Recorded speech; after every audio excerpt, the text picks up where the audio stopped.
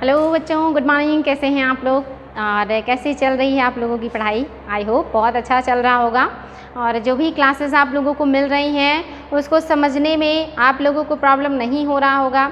इसको बार बार देखिएगा, रिवाइज़ कीजिएगा, क्योंकि जो तथ्य आप लोगों को दिए जा रहे हैं, इतने सारे तथ्य एक क्लास में आसानी से मिलते नहीं हैं। और आप लोगों को पूरा प्रयास किया जा रहा है कि सारे तथ्य मिले जो एग्ज़ाम में आते हैं या जो आगे के एग्ज़ाम में आएंगे, क्योंकि जो एग्ज़ाम्स हैं वो दिनों दिन टफ होते जा रहे हैं। और जो आयोग है वो अब और डीप क्वेश्चन पूछने लगे हैं, तो अब वो वहाँ से भी क्वेश्चन उठाने लगे हैं जो अभी तक नहीं बनते थे। तो आपको अब बहुत डीपली स्टडी करना है और जो भी पढ़ाई करना है उसे समझते हुए पढ़ाई करना है। सिर्फ रटने वाली चीज़ों पर ध्यान मत दीजिएगा, क्योंकि वन लाइनर चीज़ें भूल जाती हैं। जब तक उसको डिटेल से स्टडी नहीं करेंगे, फील नहीं करेंगे, उस पर विचार नहीं करेंगे, तब तक चीज़ें याद नहीं होती हैं। इसीलिए जो भी स्टडी करें उसको डीपली स्टडी करें। भले थोड़ा टाइम लगेगा लेकिन वो ज़्यादा दिनों तक याद रहेगा। वन लाइनर चीज़ें बहुत जल्दी से ख़त्म तो हो जाती हैं लेकिन वो उतनी जल्दी से भूल भी जाती हैं। खास करके एग्ज़ाम में जाने के बाद बहुत ज़्यादा कन्फ्यूज़न होता है। लेकिन अगर डिटेल स्टडी करेंगे और समझे रहेंगे तो वहाँ पर अपना माइंड भी थोड़ा सा लगा सकते हैं, थोड़ा कॉमन सेंस का भी उपयोग कर सकते हैं। और उसके लिए नॉलेज होना बहुत ज़रूरी है और उसके लिए सही चीज़ें पढ़ना ज़रूरी है, सही तरीके से पढ़ना ज़रूरी है। तो जो भी चीज़ें हैं वो हम पूरा प्रयास कर रहे हैं कि आप लोगों को मिले और ऐसी चीज़ें ही मिले जो एग्ज़ाम में पूछी जाती हैं या जो आगे पूछी जाएंगी। तो जो भी दिया जा रहा है बच्चों, उसको ईमानदारी से पढ़ाई कीजिए और सब कुछ अच्छा होगा। हम लोग की शुभकामनाएं हैं आप लोगों के साथ। और हम जो पढ़ रहे हैं वो भक्ति आंदोलन है। इसमें हमने पिछले क्लास में बहुत सारे जो संत थे उनके बारे में पढ़ा था। शंकराचार्य, रामानुजाचार्य, निम्बारकाचार्य, वल्लभाचार्य, माधवाचार्य, ऐसे बहुत सारे आचार्यों के बारे में हमने पढ़ा। लेकिन जो बची हुई चीज़ें हैं, जो उत्तर भारत के संत हैं, जिसमें कुछ निर्गुण संत हैं, कुछ सगुण संत हैं, कुछ राम मार्गी संत हैं, कुछ कृष्ण मार्गी संत हैं, हम इनको भी देखेंगे। तो चलिए बच्चों, शुरुआत कर रहे हैं आज की क्लास की। और आज की जो क्लास है ये हम शुरू कर रहे हैं जो कबीरदास हैं इनसे। और जो कबीरदास हैं ये बहुत ही बेहतरीन पर्सनालिटी है। इनकी जो वाणी है वाकई में जब भी ये बोलते हैं तो कुछ बेहतर बोलते हैं या कुछ बेस्ट बोलते हैं। और इन्होंने बहुत ही एक तरीके से कहेंगे कठोरता से या बहुत ही खुले शब्दों में आलोचनाएं की हैं उन सारी चीज़ों की जो गलत हैं, चाहे वो जाति पात के ऊपर हो, चाहे वो आडंबर के ऊपर हो। इन्होंने जो भी कहा है बहुत सीधे शब्दों में कहा है, बहुत साफ शब्दों में कहा है। और ये ऐसे संत हैं जो बिना डरे निडर होकर के हर चीज़ों को निष्पक्ष भाव से बोलते हैं और हर धर्म के व्यक्तियों के बारे में इन्होंने बोला है। इसीलिए मेरे बेस्ट संतों में से हैं, जो एक तरीके से संत तो हैं लेकिन समाज सुधारक की तरह कार्य कर रहे हैं। तो वेरी वेरी इंपॉर्टेंट है बच्चों। कबीरदास निर्गुण संत थे। वे ईश्वर की निराकार अवतार को मानते थे।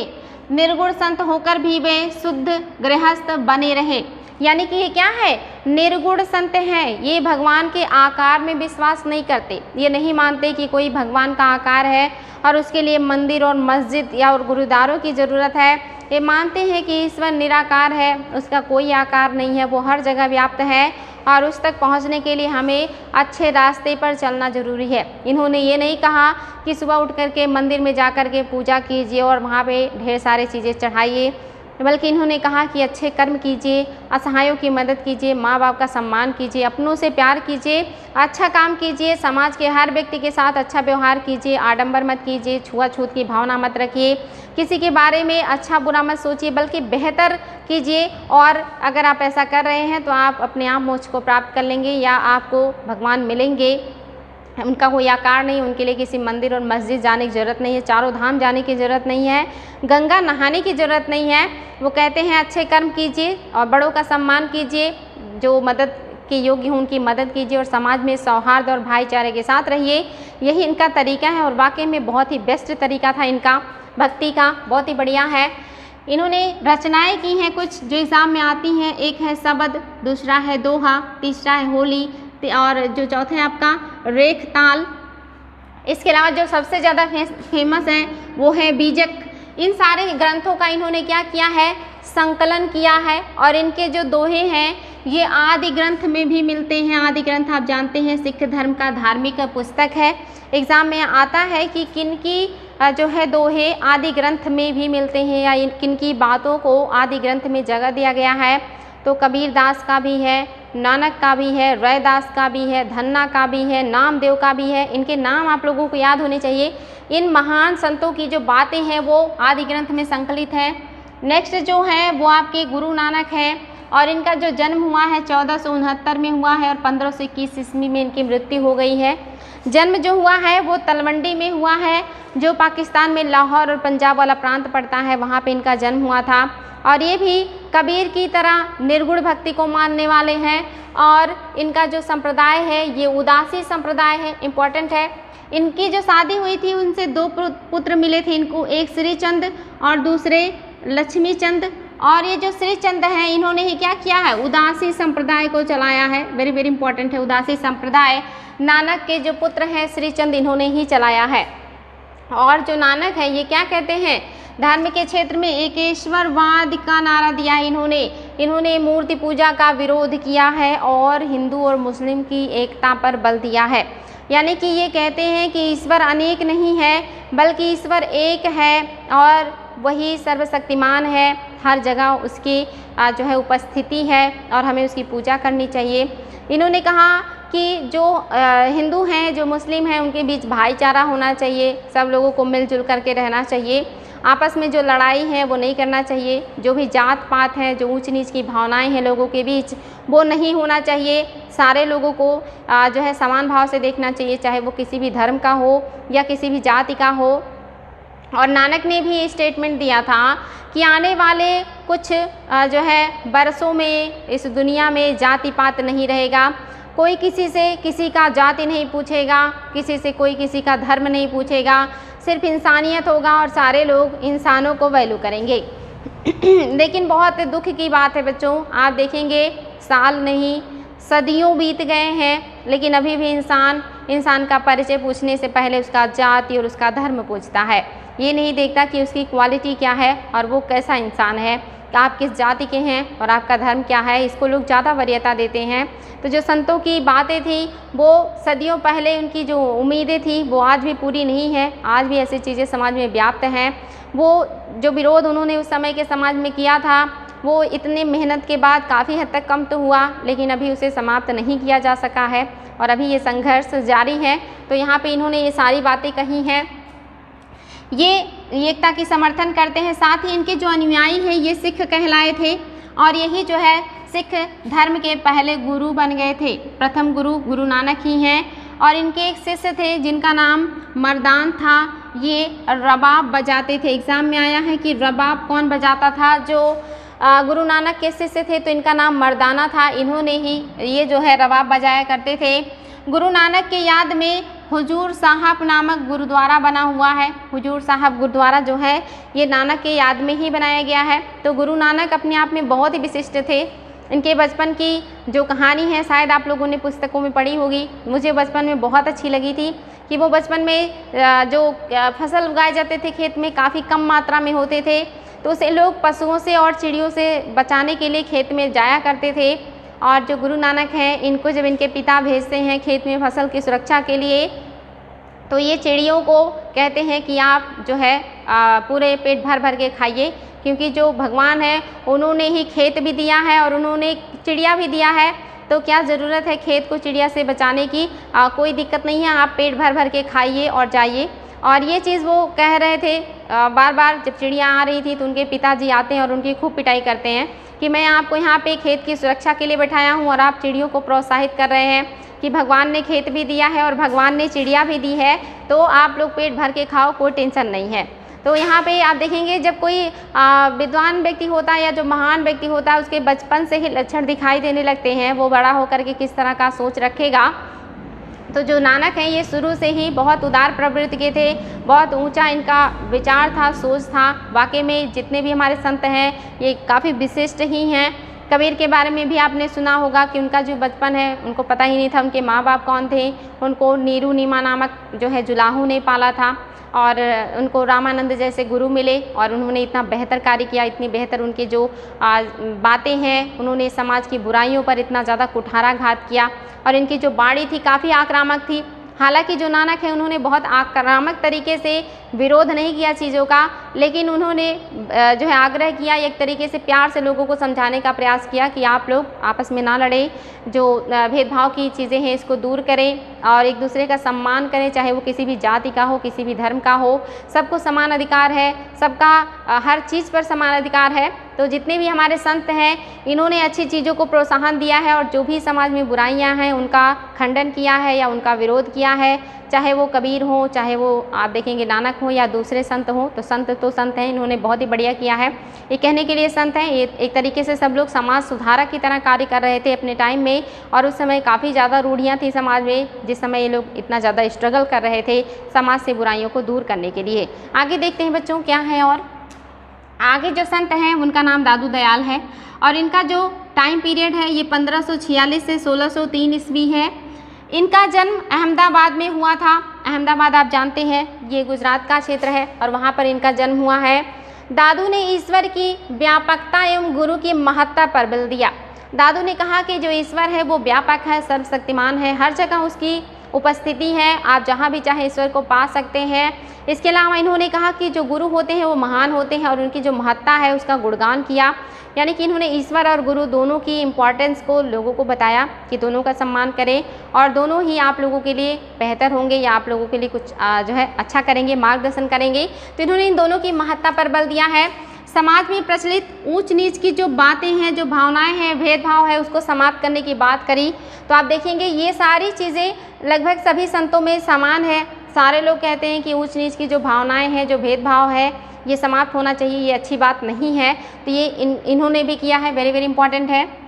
इन्होंने भी हिंदू मुस्लिम एकता पर बल दिया।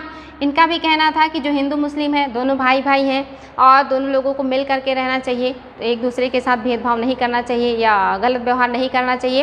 तो लगभग सभी संतों का जो विचार है वो अच्छी चीज़ें आपस में मिल रही हैं और ये चीज़ सच है। कोई भी ग्रंथ हो, जो भी धार्मिक ग्रंथ हैं उसमें भी अच्छी बातें ही कही गई हैं, गलत बातें कभी नहीं बताई जाती हैं। जो हमारे धार्मिक गुरु लोग होते हैं या जो धार्मिक लोग होते हैं वही लोग अपने स्वार्थ के लिए अगर गलत चीज़ें बताते हैं तो वो स्वार्थी लोग होते हैं, वो निष्पक्ष कभी हो ही नहीं सकते और वो लोगों को गुमराह करते हैं। ऐसे लोग कभी संत नहीं होते और जो संत होते हैं वो हमेशा अच्छी बातें करते हैं, वो कभी गलत बात कर ही नहीं सकते, चाहे वो किसी भी संप्रदाय या मजहब के हो। तो यहाँ पे आप देखेंगे सारे संत एक ही बात कर रहे हैं कि सबको साथ मिल करके रहना चाहिए, जात पात की भावना नहीं रखनी चाहिए।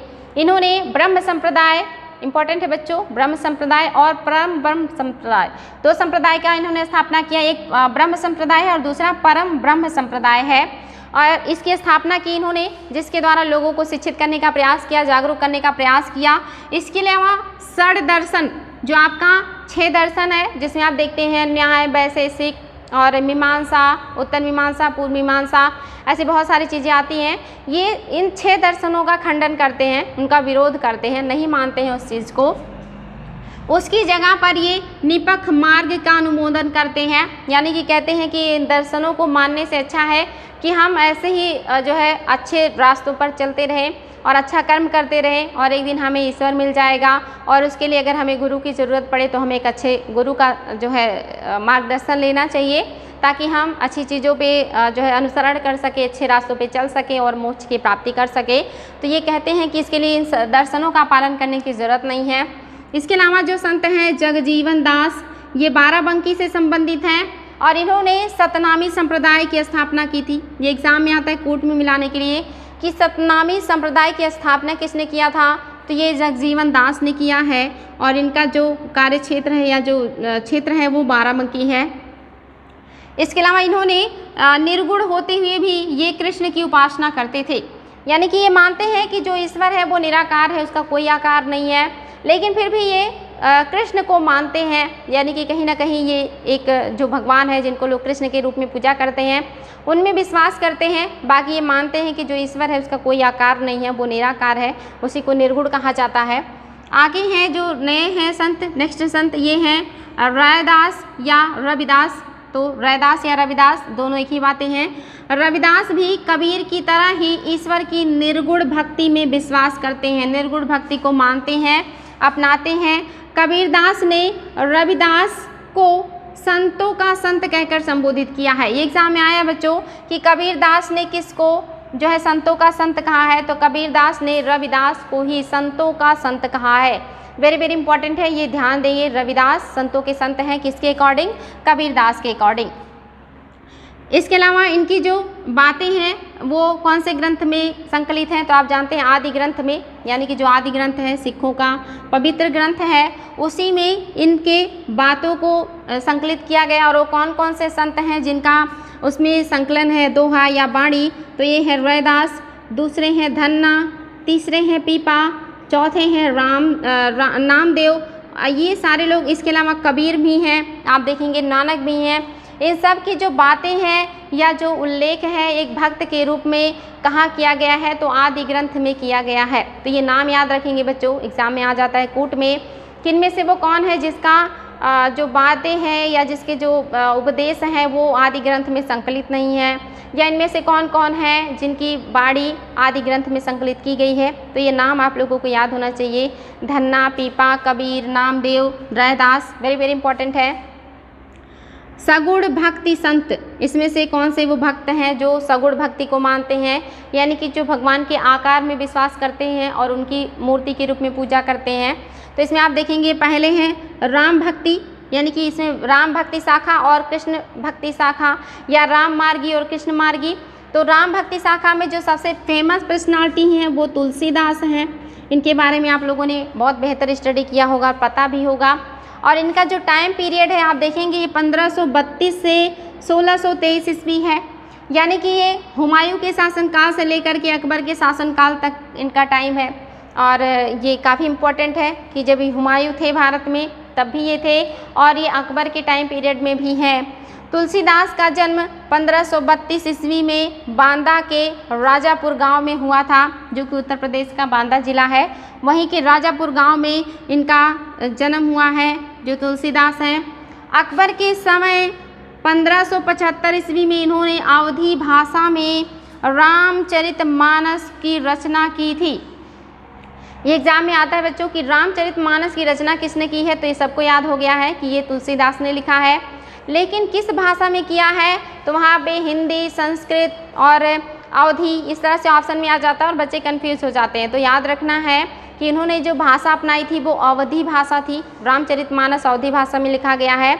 और ये भी आया है कि जो तुलसीदास हैं ये उस समय जो हमारे यहाँ मुगल शासक थे वो कौन थे या किसके समकालीन थे? तो ये अकबर के शासनकाल में थे, और उन्हीं के शासनकाल में आप देख रहे हैं 1575 में इन्होंने अवधी भाषा में रामचरितमानस की रचना की है। इसके अलावा आप जानते हैं रामायण की रचना वाल्मीकि ने किया है और वो संस्कृत भाषा में लिखा गया है। दोनों चीज़ें याद रखेंगे। इसके अलावा इसके अतिरिक्त इन्होंने कुछ और किताबें लिखी हैं, जैसे Vinay Patrika, very very important है, एग्जाम में आता है। कवितावली, गीतावली, पार्वती मंगल और जानकी मंगल, ये भी कुछ महत्वपूर्ण रचनाएं हैं जो एग्ज़ाम में आती हैं। इनको याद रखना है। विनय पत्रिका, कवितावली, गीतावली, पार्वती मंगल और जानकी मंगल, ये ग्रंथ भी तुलसीदास द्वारा ही लिखे गए हैं और ये भी वेरी वेरी इंपॉर्टेंट है, इसलिए ध्यान देंगे। अब तो ये कूट में आने लगा है कि इनमें से कौन सी रचना है जो इनका नहीं है, जो है तुलसीदास का नहीं है, या कौन कौन सी रचनाएं हैं जो तुलसीदास की हैं। तो इसमें सूरदास की या दूसरे संतों की रचनाएं मिक्स कर दी जाती हैं और उनको आपको अलग करना होता है, तो इतना पता होना चाहिए आप लोगों को। आगे है बच्चों नाभाजी, ये भी संत हैं नाभाजी। इन्होंने भक्तमाल की रचना की है, वेरी वेरी इंपॉर्टेंट है, ये भी एग्जाम में आता है कि भक्तमाल की रचना किसने किया है, तो ये नाभाजी ने किया है। और इन्होंने जो ये रचना की है भक्तमाल, इसमें 200 भक्तों की चर्चा की है, इसीलिए इनकी रचना का नाम ही भक्तमाल पड़ गया है, क्योंकि इसमें इन्होंने लगभग 200 भक्तों की चर्चा की है। वेरी वेरी इंपॉर्टेंट बच्चों, ये किसने लिखा है, तो ये नाभाजी का है। नेक्स्ट जो है ये कृष्ण भक्ति शाखा है, और कृष्ण भक्ति शाखा के जो सबसे फेमस पर्सनालिटी हैं ये सूरदास हैं। इनके बारे में भी आप लोग को पता होना चाहिए। 1483 से आप देखेंगे 1563 ईस्वी इनका टाइम पीरियड है, ये भी अकबर के शासनकाल में भी है, वेरी वेरी इंपॉर्टेंट है। इनका संबंध स्वामी वल्लभाचार्य के शिष्यत्व से है, यानी कि ये वल्लभाचार्य जो है इनके गुरु हैं, जो सूरदास के गुरु हैं वो कौन है, वल्लभाचार्य हैं। एग्जाम में आता है कि सूरदास के गुरु कौन हैं, तो वल्लभाचार्य हैं। वल्लभाचार्य के ही शिष्य सूरदास हैं, वेरी वेरी इंपॉर्टेंट है। और जो सूरदास हैं ये कृष्ण भक्ति शाखा से संबंधित हैं, ये भी इम्पॉर्टेंट है। इनकी जो महत्वपूर्ण रचनाएं हैं ये बहुत इम्पॉर्टेंट हैं। सूर सारावली और साहित्य लहरी तथा सूर सागर। सूर सागर इन्हीं के नाम पर है तो आसान है। सूर सरावली भी इन्हीं के नाम पर है, ये भी इम्पॉर्टेंट है। और साहित्य लहरी, ये 3 जो पुस्तकें हैं या जो 3 ग्रंथ हैं, इन तीनों की रचना जो है वो सूरदास ने किया है। और माना जाता है कि ये आँखों से अंधे थे लेकिन फिर भी ये सारी रचनाएं की गई हैं इनके द्वारा। आगे है वल्लभाचार्य। वल्लभाचार्य भी काफ़ी फेमस पर्सनालिटी हैं। इनकी मृत्यु के बाद पुनः विट्ठल स्वामी ने कृष्ण भक्ति जो है शाखा को आगे बढ़ाया। यानी कि जो वल्लभाचार्य हैं ये कृष्ण भक्ति को मानने वाले हैं, लेकिन जब इनकी मृत्यु हो जाती है, क्योंकि वल्लभाचार्य को डिटेल में हमने पिछले क्लास में पढ़ा है इसलिए इसमें हम उनके बारे में नहीं बता रहे हैं। इसमें हम क्या बताएंगे कि जो वल्लभाचार्य के पुत्र हैं इनका नाम विट्ठल स्वामी है, ये इम्पोर्टेंट है। वल्लभाचार्य कृष्ण भक्ति शाखा के मानने वाले थे और उन्होंने अपने टाइम पीरियड में काफ़ी जो है प्रचार प्रसार किया, लोगों के सामने बहुत सारी बातें कहीं। लेकिन जब उनकी मृत्यु हो जाती है तो उनके जो बड़े पुत्र थे जिनका नाम विट्ठल स्वामी था, इन्होंने इस काम को आगे बढ़ाया, कृष्ण भक्ति शाखा को आगे बढ़ाया। और इन्होंने 8 कवियों को मिला करके एक समूह का निर्माण किया जिसे अष्टछाप कहा जाता था। एग्जाम में क्वेश्चन आता है कि अष्टछाप का निर्माण करने वाला कौन था, तो विट्ठल स्वामी हैं। वेरी वेरी इंपॉर्टेंट है बच्चों, ये वही विट्ठल स्वामी हैं। और ये किसके पुत्र हैं, तो वल्लभाचार्य के पुत्र हैं। इन्होंने कृष्ण भक्ति शाखा को ही आगे बढ़ाया और विट्ठल स्वामी ने ही 8 कवियों के समूह को यानी कि अष्टछाप की स्थापना की थी। आगे जो है वो मीराबाई हैं। मीराबाई भी काफ़ी फेमस है। इनका भी टाइम पीरियड आप देखेंगे 1496 से 1546 है। यानी कि अभी जब हुमायूं का निर्वासन हो गया था, यानी कि शेरशाह सूरी के टाइम पीरियड में ये थी। और आप जानते हैं कि जो राणा सांगा थे, जो बाबर से लड़ते हुए जो पानीपत के बाद हुआ था आपका युद्ध खानवा का, उसमें उनकी मृत्यु हो गई थी। ये उन्हीं के ज्येष्ठ पुत्र की पत्नी हैं जिनसे इनका विवाह हुआ था, लेकिन उनकी भी मृत्यु हो जाती है युद्ध क्षेत्र में लड़ते हुए। और जो मीराबाई थी बहुत कम उम्र में ही विधवा हो जाती है। और इनका जो मतलब पूजा करने की पद्धति है ये कुछ अलग ही तरह का है। ये कृष्ण को अपना पति मानती हैं या उनको पति के रूप में पूजती हैं, एक प्रेम का जो व्यवहार है उस तरह से करती हैं। तो मीराबाई का जो ये व्यवहार था या जो पूजा करने की पद्धति थी ये लोगों को पसंद नहीं थी और आगे चल करके इनको लोग विष दे देते हैं, इनकी मृत्यु हो जाती है विष के कारण। तो इम्पोर्टेंट है बच्चों, ध्यान देंगे कि मेड़ता के रत्न सिंह की इकलौती पुत्री हैं। इंपॉर्टेंट है, एग्जाम में आता है कि इसकी पुत्री थी तो रत्न सिंह की। और विवाह किससे हुआ था ये भी एग्जाम में आता है। तो जो विवाह हुआ है ये भोजराज से हुआ है। इनके पति का नाम भोजराज था और ये आप जानते हैं राणा सांगा के ज्येष्ठ पुत्र हैं। राणा सांगा काफ़ी फेमस पर्सनालिटी है। यहाँ तक कि बाबर ने अपनी बाबरनामा में भारत के 2 राजाओं का नाम लिखा था, एक थे राणा सांगा, दूसरे कृष्णदेव राय। और वो कहते हैं कि ये भारत के सबसे प्रतापी शासक हैं और उन्होंने इसमें प्रशंसा की है इनकी सूरवीरता का। तो बेहतर है कि एक विदेशी ने अपने आत्मकथा में 2 राजाओं का वर्णन किया है, एग्जाम में पूछता है ये। तो एक राणा सांगा है और दूसरे कृष्णदेव राय हैं जो दक्षिण भारत में हम संगम काल में पढ़ेंगे उनको आगे इसके बाद ही। तो चलिए बच्चों आगे देखते हैं। आगे जो संत हैं ये हैं नरसिंह मेहता या नरसिंह मेहता। और आप जानते हैं इनको अपना जो फेमस हैं ये क्या है, ये गांधी जी इनको अपना एक तरीके से कहिए कि आध्यात्मिक गुरु की तरह मानते हैं या ये गांधी जी के फेवरेट हैं, क्योंकि इन्होंने कुछ ऐसे ही श्लोकों की रचना की है जो गांधी जी को बहुत ज़्यादा पसंद थे। जिसमें से आप जानते हैं एक श्लोक है कि वैष्णो जड़ते तेड़े कहिए जे पीर पराई जाड़े रे। मतलब कि असली भगवान का संत वही है या असली भगवान का भक्त वही है जो दूसरों की तकलीफ़ों को समझता है, दूसरों की परेशानियों को समझता है, वही सही मायने में भक्त है या वही सही मायने में संत है। इस श्लोक का यही मतलब है और ये गांधी जी का फेवरेट श्लोक हुआ करता था। और इसके जो रचनाकार हैं वो नरसिंह मेहता हैं और ये भी गुजरात के ही हैं। गांधी जी भी गुजरात के थे। तो एग्ज़ाम में क्वेश्चन आता है कि इस श्लोक की रचना किसने की है, जो आपके सामने है, तो नरसिंह मेहता ने किया है। और एक भजन है जिसको गांधी जी बहुत प्यार से गाया करते थे। आगे है बच्चों, जो अगले संत हैं ये बंगाल के हैं, इनका नाम है चैतन्य महाप्रभु। इनके नाम से भी आप बहुत अच्छे से परिचित होंगे। इनका जो टाइम पीरियड है 1486 से 1533 है। ये बंगाल के नदिया ज़िले से जुड़े हुए थे। बंगाल का नदिया ज़िला काफ़ी फेमस है, आज भी है ये, और ये वहीं से जुड़े हुए हैं। इनका जन्म वहीं पे हुआ था। तो इम्पॉर्टेंट है बच्चों, इन्होंने भक्ति में संकीर्तन प्रणाली की शुरुआत की। एग्जाम में ये चीज़ पूछता है कि भक्ति में संकीर्तन प्रणाली की शुरुआत किस संत ने किया था, तो ये जो आपके सामने है इन्होंने ही किया है, चैतन्य महाप्रभु ने ही किया है। इसके अलावा इन्होंने और क्या किया है, अचिंत भेदाभेद जो है इसकी भी शुरुआत की है। ये दर्शन है इनका अचिंत भेदाभेद। जैसे आपने देखा था कि जो माधवाचार्य थे उनका द्वैताद्वैतवाद था, यानी कि द्वैतवाद था। वल्लभाचार्य का शुद्धाद्वैतवाद था। रामानुजाचार्य का विशिष्ट द्वैतवाद था। ऐसे इनका जो दर्शन है वो क्या है, अचिंत भेदाभेद है। पिछले के क्लास में मैंने बताया है, फिर से इसको देख लेंगे। इन्होंने कृष्ण भक्ति को ही लोकप्रिय बनाया है। ये भी कृष्ण भक्ति की शाखा से संबंधित है या कृष्ण भक्ति को मानते हैं। और इन्होंने भी क्या कहा है, जाति धर्म लिंग के बंधनों को तोड़ने की बात की है। इन्होंने कहा कि किसी भी जाति को और धर्म को या लिंग को, यानी कि कोई महिला या पुरुष है, इस बात पे अगर कोई भेदभाव करता है तो ये गलत है, भेदभाव नहीं होना चाहिए। इसके अलावा आप देखेंगे बच्चों, असम, जो असम है आपका, यहाँ पर भी एक व्यक्ति हुए हैं जो काफ़ी फेमस हैं। एग्जाम में क्वेश्चन आता है कि असम में कौन से संत थे जिन्होंने भक्ति को आगे बढ़ाया था, तो इनका जो नाम है ये ब्रह्मपुत्रा घाटी की कूच बिहार से संबंधित है। नाम है शंकर देव। और ये कब थे, तो 1449 से 1568 ईस्वी में ये थे। और इनका देखेंगे कि ये भी क्या है, कृष्ण भक्ति के उपासक हैं या कृष्ण भक्ति को मानने वाले हैं। और ये भी क्या है, एकेश्वरवादी हैं या एकेश्वरवाद से प्रभावित है इनका विचार।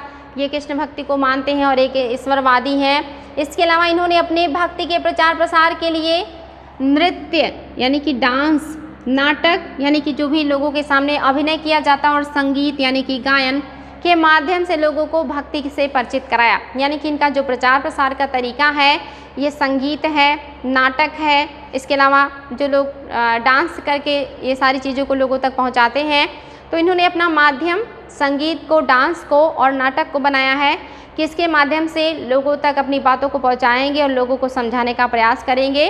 तो ये तरीका है शंकर देव का, और ये असम में इन्होंने भक्ति आंदोलन को बढ़ाया है।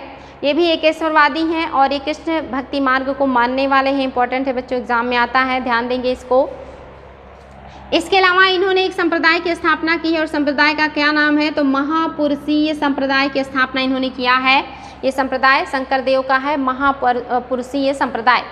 इसके अलावा कश्मीर में भी देख लेते हैं, कश्मीर में क्या हो रहा था, क्या वहाँ पर भी इस तरह का कुछ जो है चल रहा था प्रचार प्रसार। तो यहाँ पर ऋषि संप्रदाय विकसित हुआ था। ये भी एग्जाम में आता है, ऋषि संप्रदाय कहाँ पर विकसित हुआ था, तो ये कश्मीर में विकसित हुआ था। ये इंडिविजुअल आ चुका है और ये कूट में भी आता है। ऋषि संप्रदाय कहाँ पे विकसित हुआ था, कश्मीर में विकसित हुआ था। यह शैव भक्ति से प्रभावित है, यानी कि जो ऋषि संप्रदाय है ये किससे संबंधित है, तो ये शैव भक्ति से संबंधित है। ध्यान देंगे बच्चों, वेरी वेरी इंपॉर्टेंट है। ऋषि संप्रदाय कश्मीर से है और ये शैव भक्ति से संबंधित संप्रदाय है। आगे है महाराष्ट्र। महाराष्ट्र तो अपने आप में संतों का गढ़ माना जाता है। महाराष्ट्र में भक्ति का बहुत बड़ा आंदोलन हुआ था और वहाँ पे कुछ महत्वपूर्ण संत हैं जिन्हें हमें देखना है। महाराष्ट्र का धर्म जो है ये कैसा है, निर्गुण संत हैं यहाँ के। ये लोग भी भगवान के आकार में विश्वास नहीं करते, मानते हैं जो ईश्वर है वो निर्गुण है, निराकार है। महाराष्ट्र धर्म पर जो है भागवत पुराण तथा शैवनाथ पंथ का प्रभाव था। यानी कि जो महाराष्ट्र है यहाँ के धर्म पर भागवत पुराण का और शैव जो नाथ पंथ का काफ़ी प्रभाव है। महाराष्ट्र में महानुभाव पंथ की स्थापना हुई। महाराष्ट्र में ही कौन से पंथ की स्थापना हुई है, तो महानुभाव नामक पंथ की स्थापना हुई है। और ये जो स्थापना किया है किसने किया है, तो ये संस्थापक हैं गोविंद, याद रखेंगे, गोविंद प्रभु इनका पूरा नाम है। इन्होंने ही महानुभाव पंथ की स्थापना की है महाराष्ट्र में। और आप देखेंगे कि जो नामदेव हैं इस पंथ को व्यवस्थित आधार प्रदान करते हैं। यानी कि इस जो पंथ है इसको और बढ़िया आधार देने वाला या और व्यवस्थित आधार देने वाला या और ज़्यादा इसका प्रचार प्रसार करने वाला वो कौन है, वो नामदेव है जो आपका है महानुभाव संप्रदाय। इसके अलावा आप देखेंगे ज्ञानदेव, जो ज्ञानदेव हैं इनका कार्यकाल 1575 से 96 है, यानी कि बहुत ही कम टाइम पीरियड है जब इन्होंने अपने ज्ञान का प्रचार प्रसार किया है। ज्ञानदेव महाराष्ट्र के संतों में अग्रणी हैं, यानी कि वहाँ के संतों में आगे की श्रेणी में इनको रखा जाता है, काफ़ी प्रभावशाली व्यक्तित्व हैं। इन्होंने भगवत गीता पर बृहद भाष्य लिखा है, इम्पॉर्टेंट है। बृहद भाष्य किसने लिखा है? नामदेव ने लिखा है। और किस पर लिखा है? तो भगवत गीता पर लिखा है, जिसे ज्ञानेश्वरी के नाम से जाना जाता है। उस भाष्य को क्या कहा जाता है? महाराष्ट्र में तो ज्ञानेश्वरी के नाम से जाना जाता है। और इनके भी बहुत सारे श्लोक, बहुत सारी बातें आदि ग्रंथ में संकलित हैं। बच्चों ध्यान देंगे, एग्जाम में आता है, आदि ग्रंथ में इनका भी संकलन है। और इनकी जो रचनाएं हैं वो अभंग नाम से जाना जाता है, इम्पॉर्टेंट है। अभंग नाम से रचनाएं कौन किया करता था? एग्जाम में क्वेश्चन आ चुका है, तो ध्यान देंगे। अभंग नाम से जो रचनाएं किया करते थे ये नामदेव किया करते थे। आगे ज्ञानदेव किया करते थे। आगे जो संत हैं ये नामदेव हैं। ध्यान देंगे बच्चों, जो आपने अभी पढ़ा ये ज्ञानदेव के बारे में पढ़ा है। ये महाराष्ट्र के अग्रणी संत हैं। इन्होंने ज्ञानेश्वरी नाम से भगवत गीता पर भाष्य लिखा है। इसके अलावा इन्होंने अभंग नाम से बहुत सारी रचनाएं की हैं। बहुत सारी बातों को जो उन्होंने लिखा है वो अभंग नाम से संकलित की गई हैं, इम्पॉर्टेंट है। नामदेव 1270 से आप देखेंगे 1350 ईस्वी का इनका टाइम पीरियड है।